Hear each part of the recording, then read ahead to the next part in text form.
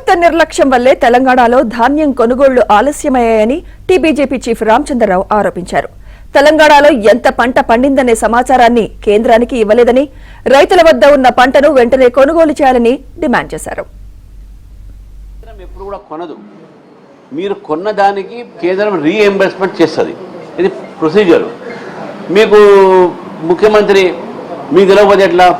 నేను ఏమంటున్నామంటే, ఈరోజు తెలంగాణలో రైతులకు ఈ పరిస్థితి వచ్చిందంటే అది రాష్ట్ర ప్రభుత్వం ఒక నిర్లక్ష్యమే. ఎందుకంటే గత సంవత్సరము ఇటువంటి ఒక నిర్మాణం కాలే పరిస్థితి. ఇప్పుడు ఎందుకైంది? సరే, ఎక్కువ పండించారన్నారు. ఎక్కువ పండించినా కూడా రాష్ట్ర ప్రభుత్వం కేంద్ర ప్రభుత్వానికి ఇండెంట్ పెడుతుంది. మేము ఇంత పండింది, ఇంత కొంటాము, ఇటు చేస్తాము, వాళ్ళు చేస్తారు. అది ఎక్కడ లేదు. తర్వాత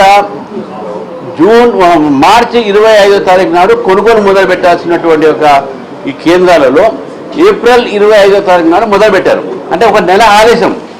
దానివల్ల ధాన్యం అంతా కూడా రైతులు ఐక్యపై కేంద్రాలు అగ్రికల్చర్ మార్కెట్లో అక్కడ కుప్పలుగా పడి ఉన్నది.